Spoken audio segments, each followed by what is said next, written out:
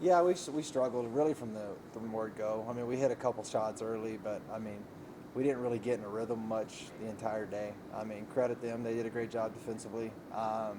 But I thought offensively, I mean, we got good shots, so I thought we executed decently well. Defensively, there were some moments in the second half where I felt like we let down a little bit. But it's first game, conference game on the road against your rival is going to be tough.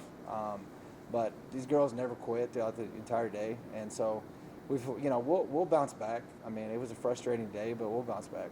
Is this kind of important to have early in your season to see what you need to kind of change and work on? Yeah, 100%. My mentor, who is Coach Sampson, who's now at the University of Houston, he used to schedule and used to love. He actually was hoping we would get early season losses. I'm like, Coach, why do you want to lose? He said, because then I can finally get their attention. And so, but with this group's not the same. I mean, I don't think we needed to lose to get their attention, right? We've had their attention. These girls were more frustrated than we were after the game the other day, and that's what's just a great testament to who they are. This is just it's a different group this year. This group has been totally single focused on where we want to go, and I have no doubt that this team will bounce back. We have one more tournament before you dive deeper into this conference landscape. What are you hoping to see maybe change during this tournament? Yeah, I mean, we want to get our confidence back, especially on the offensive end. Defensively, be able to take away some shots more so than we did in the last game. I got a really good team. I mean, the fans have seen Adams State. Adams State has played a really rough schedule as well, too. We got a chance if we can take care of business this week. I think our schedule, maybe outside of Adams State, has been as tough as anybody's has been in the region so far this, early on, and we got a chance to take care of business and go 6-1 in our non-conference schedule, and so that's very important for us. And then, like you said, after this week, we dive deep into Lone Star action, so that'll be tough as well too.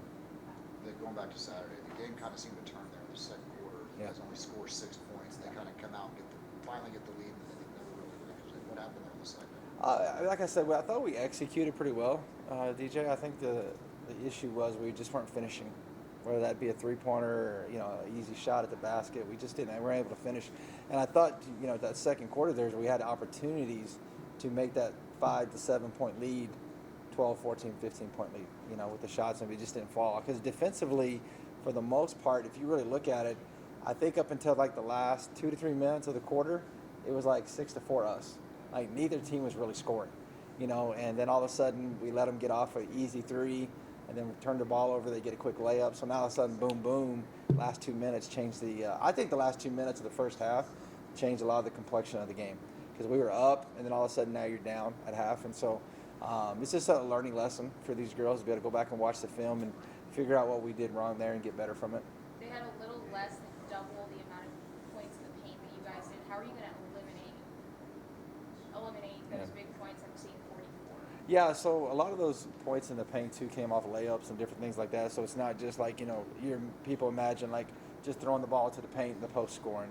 I bet you of those 44 points, 16 to 20 of them came off layups and stuff like that. So, but at the end of the day, we've got to do a better job of guarding the post, and we got to look at different things. They had a couple kids that did really well in the paint. So we got to get better at that for sure. And I mean that's one of the few games this year that we've actually at least not played even in the points in the paint. So we've got to get better from that for sure. What are you seeing from Adams State and New Mexico Highlands? So Adams State, like I said, they were here for our opening season tournament. Then we went to watch them actually play Eastern last week, and they're gonna play fast paced. They're gonna press you the entire game.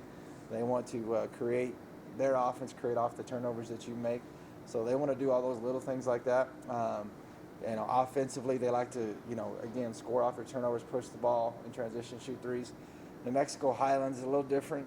They like to play a little slower pace game. So, kind of different styles of play this week that we're going to have to be ready for. But, it's back to back. Everybody's got back to back this week. So we got to try to take, guard, protect our home court this week for sure. Kind of talk about the history of the Pack-A-Sack Thanksgiving Classic here. I mean, you guys have been going on for a while here. Yeah, we've been doing this for a while, and it's nice to be able to, be able to keep your kids, be able to play a home game, two home games, excuse me. We've always had great support here. It gives the fans something to do every day after Thanksgiving.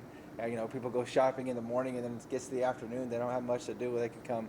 Actually, our men play right before us, so they can come watch the men and then come watch us play. And then Saturday, get some more shopping done in the morning, and then come watch us play in the afternoon again. And then Thanksgiving-wise, obviously you have a game, so the kids can't go home. What are you guys gonna do as a team kind of for Thanksgiving? Yeah, so my deal is we'll have a couple of girls over, you know, the house and different things like that. But my biggest thing is I just want to make sure that they've got somewhere to go. And we've got several parents coming in town, and we got local kids. So still, we're going to go in the morning, so they'll still be able to have Thanksgiving afternoons with their families and stuff. And so that's important to me. I want them to be able to be around their families and stuff. So, but we'll be together in the morning, and so that'll be our Thanksgiving. Kind of going off of that, how tightly knit is this team this year so far? In my 16 years of head coaching, this is probably the tightest team I've ever had. I mean, these girls really do. In all true sense of the word, they love each other. You know, you can see it every day at practice. You watch it. You know, sometimes you worry about a loss like Saturday. I don't worry about this team. I don't think it's gonna. I mean, it's gonna bother them, but it's not gonna affect them in a negative way where they can't respond. This team will respond, and they've shown that against. You know, look back at the first loss of the season. We played Black Hills, lost by 2, then played a really, really good Harding team. And honestly, since we beat Harding, they've been beating their opponents by 20, 30 points, you know. And so I look at that, and I also look at, like, hey, how did we respond? And we responded very well. And so I have no doubt that this team will do that.